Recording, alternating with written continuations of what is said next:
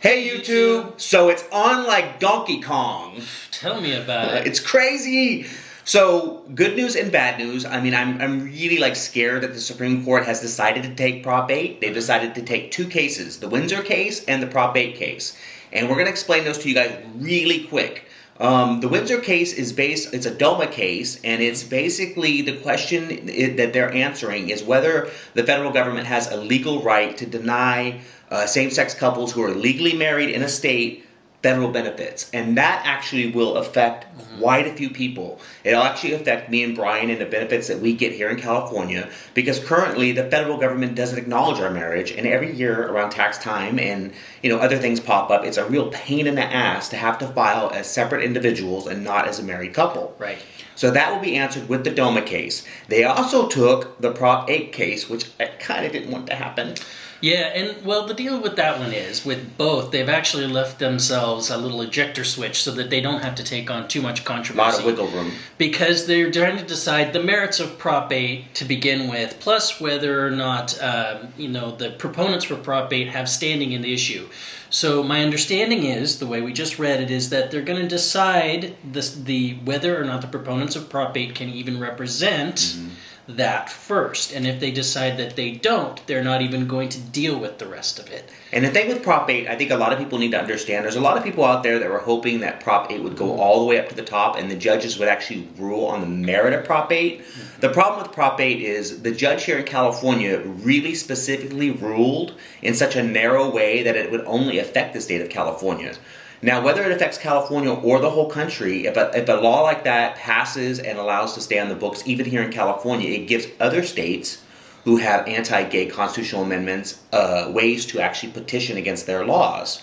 So even if Prop 8 does get overturned and California does have gay marriage again, it doesn't affect any of the other states around us. It doesn't even affect any states anywhere else in the United States. And just, there were a lot of other cases that we still haven't heard about. Yeah. And to be honest, right now, there are still way more questions than there are answers. Yeah. Why did they choose the Windsor case over all the other DOMA challenges?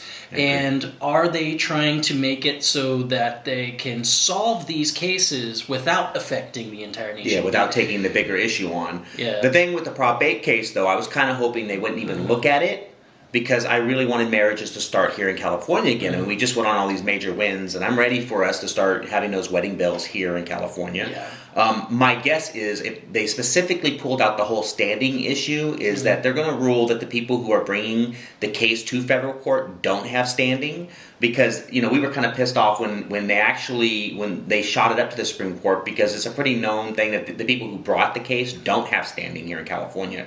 They're not representatives of the California government. They're not a legal group that would have standing any other time in history in the courts. Yeah. So my guess is they're probably going to kick that back. Possibly. But I mean, there's still Monday. Yeah. And we'll be keeping an eye on it for then to see what happens. More waiting, but at least now we know that the Prop 8 and one of the DOMA cases will be heard and decided this next year, sometime in 2013. Yeah. My feeling was that Ginsburg and Scalia probably had some sort of closed cage match where they took each other on with switchblades and broken bottles. But all this waiting was giving me an ulcer.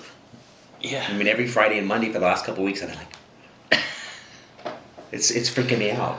So, let's wrap this video up, because there's a whole lot of unanswered questions, and as soon as we know, you'll know, or you'll know, because we'll tell you. Yeah, we know that you know.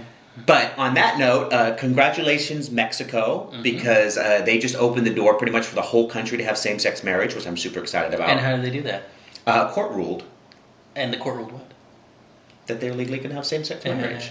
That they can't discriminate against gay couples. What they ruled was that the it? different Mexican states have to recognize marriages performed in the capital, which opens the door for litigation in all these separate states. Yeah. So it's on the way. It's, kind of like the United States. It's not here yet, but it's a matter of time. But you know what that means, right? We're the filling in a marriage equality sandwich. Yeah. So we're the double stuff of discrimination. We're getting completely surrounded by marriage equality here in the United States. It's kind of scary. Yeah. On that note, Washington and Maryland have started issuing their marriage license, and it's been really cool to see all the couples. There's been some really cute couples. I'm going to throw a couple pictures down here, which I thought were some of the cuter couples that got married. Yeah. Some really neat stories that are coming out. So, if, Google Washington State marriage and take a look at what's happening. We're going to end this video showing you Dan Savage getting his marriage license, which I thought was kind of cool. We're big fans of Dan Savage. Right. When he doesn't piss us off, because he does piss us off from time to Yeah, time. well, he pisses everybody off. Stop sometimes. pissing us off, Dan Savage. But congratulations on being able to get married. You've done a lot for LGBT equality, and we look forward to seeing a really special wedding, hopefully.